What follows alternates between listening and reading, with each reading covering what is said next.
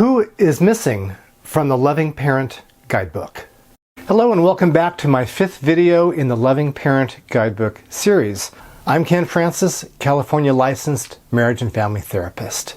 The first half of the Loving Parent Guidebook introduces us to our inner family. We're introduced to our inner child, our inner teenager, our critical parent, and our loving parent. Our inner family is often as dysfunctional as our family of origin. The second half of the Loving Parent Guidebook is all about getting our family members to interact together and interact more as a healthy family within us. Because when all of these different parts of ourselves are balanced, we are balanced. And I believe that there's a 5th inner family member that's not mentioned in the Loving Parent Guidebook. And this would be the inner adult. Our inner adult takes care of business. The inner adult doesn't have any emotions and is very, very rational. The Loving Parent Guidebook mentions some of the function and role of the inner adult with the loving parent. But I believe this is something separate, and this is something that does stand out in other psychological theories.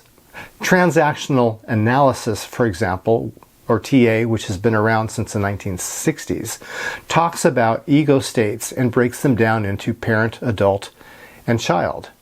And with the parent, we have a critical parent and we have a nurturing parent. And with the child state, we also have a rebellious child and an adaptive or playful child. But we also have an adult ego state in the system, which really helps put the system into perspective.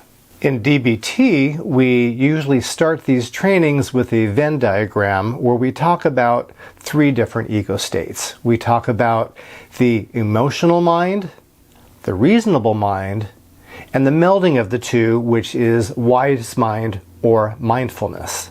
There are times when it's really important to be in our reasonable mind. If we're driving down the road and we get a flat tire, our reasonable mind should click in and tell us, hey, you have AAA, call AAA and they'll come out and they'll fix your tire for you. There are also times when we want to be in our emotional mind, like when we're holding our child for the first time, when we're riding a roller coaster, or when we're watching a romantic movie.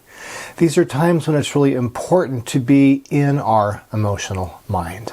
When we do a cognitive reframe, we are tapping into the strength and wisdom of our inner adult.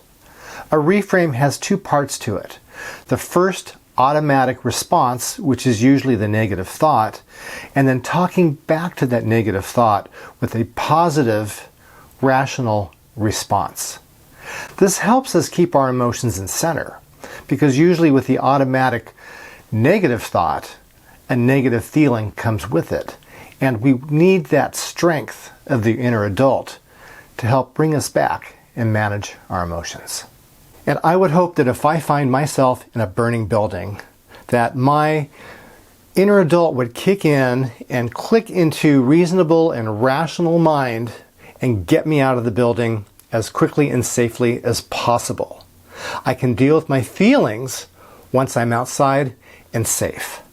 Now let's take the cognitive reframe and turn it from 2 parts, negative thought, positive spin, into 3 parts, negative thought, positive spin, nurturing comeback. With the flat tire analogy, negative thought, oh darn, I have a flat tire. Positive spin, I can call AAA. And if we add a nurturing comeback to this, something more validating, then our loving parent can say to us, you're taking care of yourself today. You don't need to be in a rush, you just need to take care of yourself, and you're doing it. You're doing a great job. I'd like to ask you to all look into yourselves and to find that inner adult. Many of us already have it, and it's very strong. We need to put it in balance with all the other parts of ourselves. And as I said earlier, I draw the concept of the inner adult off of transactional analysis and DBT. But for the sake of the Loving Parent Guidebook and adding it to the work that you're doing there, this is just my opinion. So this is something that works for me, and I'm hoping this is something that works for you. And if it doesn't, that's okay.